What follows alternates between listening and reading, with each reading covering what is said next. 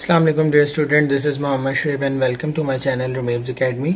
आज हम लोग केमिकल इक्विलिब्रियम का एक और मोस्ट इम्पॉर्टेंट टॉपिक लेकर आए हैं जो कि पेपर पॉइंट ऑफ व्यू से भी इम्पॉर्टेंट है। और ये कुछ इस तरीके से आ सकता है कि define equilibrium constant and write down the characteristic of equilibrium constant. तो कोई 3 या 4 कैरेक्टरिस्टिक दी जा सकती हैं। इसके अलावा ये इक्विलिब्रियम कांस्टेंट एक्सप्रेशन जो हमने लॉ ऑफ मास एक्शन में सीखी थी कि किस तरीके से किसी भी केमिकल इक्वेशन को हम इक्विलिब्रियम कांस्टेंट की टर्म में लिख सकते हैं, तो ये उस हवाले से भी इम्पोर्टेंट हो सकता है। तो चलिए स्टार्ट करते हैं इक्विलिब्रियम कांस्टेंट और उसकी कैरेक्टरिस्टिक। तो सबसे पहले हम डेफिनेशन देखते हैं। तो equilibrium constant is the ratio between the product of concentration of products and the product of concentration of the reactants at equilibrium. अब यहाँ पर जो है ना, 2 किस्म के प्रोडक्ट लिखे हुए हैं। एक ये वाला प्रोडक्ट लिखा हुआ है और एक ये वाला है। तो ये जो प्रोडक्ट है ना, ये दोनों, तो ये तो वाला प्रोडक्ट है जो मल्टीप्लिकेशन वाला होता है, ठीक है। और ये प्रोडक्ट वो है जो हमें केमिकल इक्वेशन में मिलता है, रिएक्टेंट गिव्स प्रोडक्ट, तो ये वाला प्रोडक्ट है, ठीक है।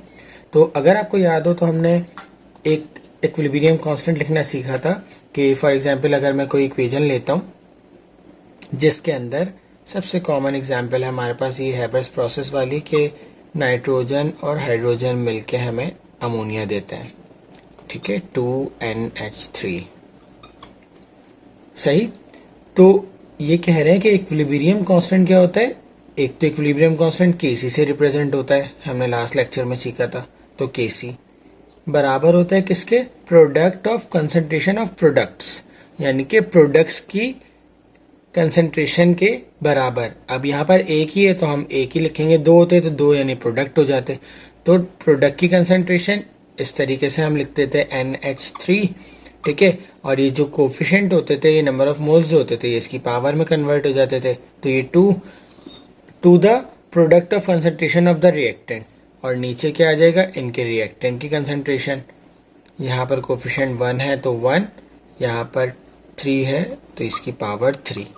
तो ये एट इक्विलिब्रियम। मैंने आपको लास्ट क्लास में भी बताया था कि जो कंसंट्रेशन होती है, जो एक्टिव मास होते हैं, जो रिएक्ट करते हैं, वो हमेशा इक्विलिब्रियम के ऊपर हम उसको लेते हैं, इक्विलिब्रियम के ऊपर हम उसको स्टडी करते हैं। तो ये एट इक्विलिब्रियम, ठीक है। तो ये कहलाता है इक्विलिब्रियम कांस्टेंट। यहाँ पर जो C है, यहाँ पर जो C है, इसका मतलब ही होता है कंसंट्रेशन। क्या होता है, कंसंट्रेशन। इसलिए हम लिखते हैं इक्विलिब्रियम कांस्टेंट एट कंसंट्रेशन, यानी कि कौन सी कंसंट्रेशन जो हमें इक्विलिब्रियम पे मिलेगी, ठीक है।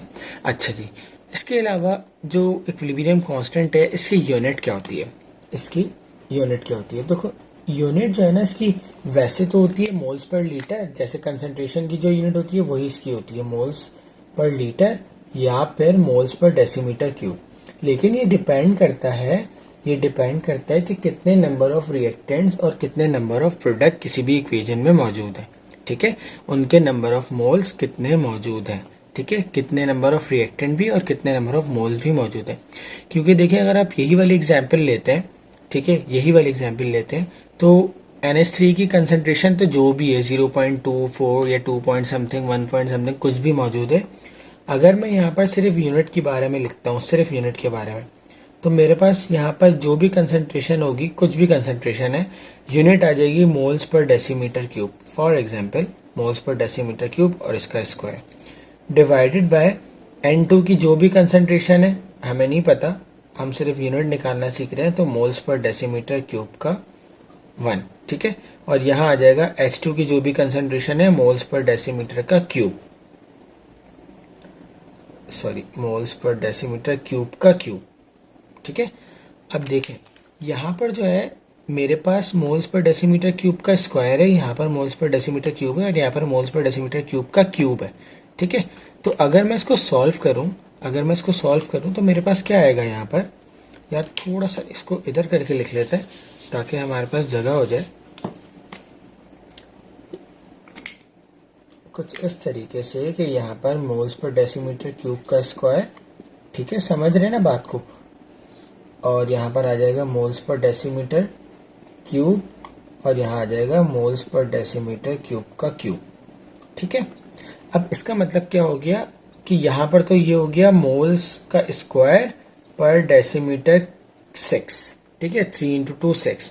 यहाँ पर क्या हो जाएगा, देखिए ये तो मोल्स पर डेसीमीटर क्यूब, इसको एज इट इज रहने देते हैं अभी, इसको यहाँ पर मैंने अभी रहने दिया, ठीक है। यहाँ पर आ जाए तो ये हो जाएगा मोल्स का cube divided by decimetre cube, 3 into 3 9, 3 into 3 9 हो गया, ठीक है। अब यहाँ से अगर मैं 2 से ये 2 काट देता हूँ, 2 से ये वाले 2 कट गए, और 6 से ये 6 कट गए, तो यहाँ पर 3 रह गए, ठीक है, और यहाँ पर 1 रह गया। तो मेरे पास जो बच गई यूनिट, ऊपर तो कुछ भी नहीं बचा, तो मैं 1 लिख देता हूँ फॉर एग्जाम्पल, और ये मोल इंटू मोल m स्क्वायर, और ये डेसीमीटर 6, ये मेरे पास बच गया नीचे। तो मेरे पास आ जाएगा, इसको जब मैं ऊपर लेकर आया तो ये हो गया डेसीमीटर 6 अपॉन m2, ठीक है, और करके हम इसको m-2 यानी कि मोल -2 इंटू डेसीमीटर 6 ये लिख सकते हैं। तो ये यूनिट आ गई। तो देखा, मैंने आपको बताया कि यूनिट जो है किसकी, इक्विलिब्रियम कांस्टेंट की, वो चेंज होती रहती है, वो डिपेंड करती है number of reactants and number of products के ऊपर। तो अब मेरे पास यहाँ पर इसके सम के number of reactant and product थे कि इनके कोफिशिएंट ये थे, यहाँ पर 2 थे, यहाँ पर 1 था, तो इसकी वजह से मेरे पास ये वाली यूनिट आ गई, ठीक है। अदरवाइज जो एक स्टैंडर्ड यूनिट होती है वो होती है मोल्स पर डेसीमीटर क्यूब, लेकिन डिपेंड करता है रिएक्टेंट और प्रोडक्ट की कंसंट्रेशन के ऊपर, ठीक है। ये वेरी करती रहती है, कभी आ जाएगा मोल्स पर डेसीमीटर क्यूब, कभी आ जाएगा मोल स्क्वायर पर डेसीमीटर 6, ये भी आ सकता है मोल स्क्वायर पर डेसीमीटर 6, कभी ये जो है वो रिवर्स भी हो सकता है, जैसे इसमें आया था इस केस में, कभी m क्यूब अपॉन डेसीमीटर 9 भी हो सकता है, कभी ये भी इन्वर्स हो सकता है। तो हमारे पास मुख्तलिफ किस्म की यूनिट्स जो है वो इसमें आ सकती हैं। समझ आ गई ना, समझ आया, फील आ रहा है कि क्या मैं कह रहा हूँ कि भाई रिएक्टेंट और प्रोडक्ट की कंसंट्रेशन के ऊपर, उनके नंबर ऑफ मोल्स के ऊपर डिपेंड करेगी इनकी यूनिट्स, ठीक है। तो आपको इस बात का ख्याल रखना है यूनिट निकालते हुए। अक्सर एग्जाम्स में ये पूछा जाता है कि ये रिएक्शन है, इसकी यूनिट क्या होगी, सिर्फ एमसीक्यूज में ये भी पूछा जाता है, तो आपको यूनिट निकालना आनी चाहिए, ठीक है। अब हम बात करते हैं इसकी कैरेक्टरिस्टिक की। तो कैरेक्टरिस्टिक्स मैं लिखूंगा नहीं, मैं बुक से पढ़ता रहता हूँ और आप लोग समझते जाएं, ठीक है। तो चलिए कैरेक्टरिस्टिक्स को हम स्टडी कर लेते हैं। मेरे पास बुक नहीं है, मैं मोबाइल में पीडीएफ डाउनलोड करके जो है वहां से देख रहा हूँ, तो आप लोग साथ साथ देखते जाएं। नंबर 1 आपका कैरेक्टरिस्टिक्स जो है उसमें लिखा हुआ है कि KC only works in equilibrium. Of course जाहिर बात है, जब हम इक्विलिब्रियम पढ़ रहे हैं, वहीं से हमें जब इक्विलिब्रियम कांस्टेंट निकला था, तो जाहिर है केसी भी सिर्फ और सिर्फ इक्विलिब्रियम में ही वर्क करेगा, ठीक है। Number 2, it represent the equilibrium concentration of the reactant and the product in moles per decimetre cube. जैसा कि हमें पता है कि जो सी है वो रिप्रेजेंट ही कंसंट्रेशन को करता है, किसको करता है, कंसंट्रेशन को। तो यहाँ पर यही पॉइंट लिखा हुआ है कि केसी जो है वो रिप्रेजेंट किसको करता है, इक्विलिब्रियम कंसंट्रेशन को, किसको, सिर्फ और सिर्फ इक्विलिब्रियम कंसंट्रेशन को, किसकी, रिएक्टेंट्स एंड प्रोडक्ट की, ठीक है। Number 3, KC is independent of the reactant and product concentration.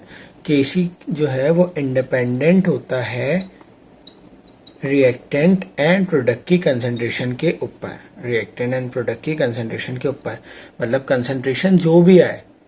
भाई देखिए, मैंने आपको बताया था कि हर इक्वेशन का, हर केमिकल रिएक्शन का इक्विलिब्रियम पॉइंट फिक्स होता है ना, फिक्स होता है। चाहे मैं थोड़ा सा नाइट्रोजन लूं, थोड़ी सी हाइड्रोजन लूं, चाहे ज्यादा हाइड्रोजन लूं, चाहे ज्यादा नाइट्रोजन लूं, तो मैंने बताया था कि जो इक्विलिब्रियम पॉइंट होता है वो फिक्स होता है। जैसे मिसाल के तौर पर नाइट्रोजन और अमोनिया का 1:2 के रेशो से अगर इक्विलिब्रियम आना है, तो आप जितनी अमाउंट में भी ले लें, इतने रेशो जब आ जाएगा तब हमारे पास इक्विलिब्रियम आ जाएगा। इसी तरीके से जो इक्विलिब्रियम कांस्टेंट होता है, ऑफ कोर्स जाहिर बात है, जब इक्विलिब्रियम हमें वैसे मिल रहा है कि भाई वो इंडिपेंडेंट है कंसंट्रेशन के ऊपर, तो इक्विलिब्रियम कांस्टेंट भी तो इंडिपेंडेंट होगा ना, ठीक है। समझ आ रही है, गुड। तो नंबर 4 हमारे पास पॉइंट है कि केसी वेरीज विद टेम्परेचर, यानी कि ये डिपेंड करता है टेम्परेचर के ऊपर, ठीक है, डिपेंड्स ऑन टेम्परेचर। अब ये कैसे करता है हमें इसमें डिटेल में नहीं जाना, ना हमारे पास यहाँ पर बुक में इतना ज्यादा डिटेल में दिया हुआ है, लेकिन इस बेसिकली ये जो डिपेंड करता है ना, ये हम ये नहीं बता सकते कि भाई टेम्परेचर जो है वो इंक्रीज करने पे जो है वो इक्विलिब्रियम कांस्टेंट इंक्रीज होगा, या डिक्रीज करने पे इक्विलिब्रियम कांस्टेंट डिक्रीज होगा, बल्कि ये डिपेंड करता है, ये डिपेंड करता है एच के ऊपर, एच की वैल्यू के ऊपर, हीट इंथॉल्पी, याद होगा आपने अगर शायद पढ़ा हो तो ये इसके ऊपर डिपेंड करता है। अगर हमें ये वैल्यू पता चल जाएगी तो हमें पता चल जाएगा कि भाई टेम्परेचर बढ़ाने से केसी बढ़ रहा है या केसी घट रहा है। ठीक है। Number 5, Kc is a balanced chemical equation coefficient. In a balanced chemical equation, each reactant and product has a concentration equal to its coefficient. जैसा कि मैंने आपको बताया कि Kc जो है वो हमें कब मिलता है, जब हमारे पास बैलेंस्ड केमिकल इक्वेशन मौजूद हो। क्या हो? Balanced chemical equation. क्योंकि देखिए हमें जब भी जो इक्वेशन दी जाती है तो हम हमेशा उसको बैलेंस्ड करते हैं, तभी Kc की एक्सप्रेशन लिखते हैं ना, तो तभी हमें जो है वो Kc हासिल होता है। नंबर 6, ये नंबर 5 पॉइंट हो गया आपका। नंबर 6 आपको कह रहे हैं कि Kc represents equilibrium position. If Kc is larger than 1 the reaction is forward. If Kc is less than 1 the reaction is a reverse reaction.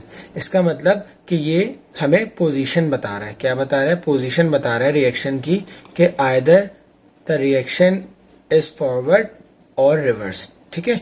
और इसका टॉपिक नेक्स्ट होगा कंप्लीट डिटेल में कि किस तरीके से, वैसे तो यहाँ लिखा हुआ है पॉइंट, लेकिन हम डिटेल में नेक्स्ट वाली वीडियो में पढ़ेंगे जब हम इक्विलिब्रियम कांस्टेंट के खुसूसियात पढ़ेंगे, मतलब एप्लीकेशन पढ़ेंगे, जिसमें 2 इंपॉर्टेंट है, एक प्रिडिक्शन ऑफ डायरेक्शन और prediction of extent of reaction. तो उसमें हम डिटेल में बताएंगे। वैसे आप यहाँ पर याद कर सकते हैं कैरेक्टरिस्टिक के हवाले से पॉइंट से कि Kc जो है वो इक्विलिब्रियम की पोजीशन भी बताता है। अगर 1 से बड़ा हो तो रिएक्शन फॉरवर्ड होगा, अगर 1 से छोटा हो तो रिएक्शन रिवर्स होगा या बैकवर्ड होगा। ठीक है। नंबर 7 आपको कह रहे हैं, remember that equilibrium constant Kc is a ratio of reactant to product that is utilized to define chemical behaviour. मतलब ये है कि इससे Kc जो है वो केमिकल बिहेवियर भी बताता है किसी भी इक्वेशन का, क्योंकि ये रेशो है ना, ये रेशो है, तो इससे हमें क्या पता चलेगा कि केमिकल बिहेवियर क्या है किसी भी इक्वेशन का। केमिकल बिहेवियर से मुराद यही है कि आया वो कितना जो है वो कंप्लीट होना उसका रहता है। अभी जो है मतलब वो एक्सटेंट वाली जो बात कर रहा हूँ ना, एक्सटेंट, तो ये वही है कि कितना जो है वो अभी रिएक्शन फॉरवर्ड चल रहा है या बैकवर्ड चल रहा है या कितनी देर लगेगी, अभी कंडीशन क्या है, ये केमिकल बिहेवियर भी हमें Kc बताता है। तो इसी के साथ यहाँ पर हमारी कैरेक्टरिस्टिक्स होती हैं कंप्लीट, और इक्विलिब्रियम कांस्टेंट का टॉपिक भी कंप्लीट होता है।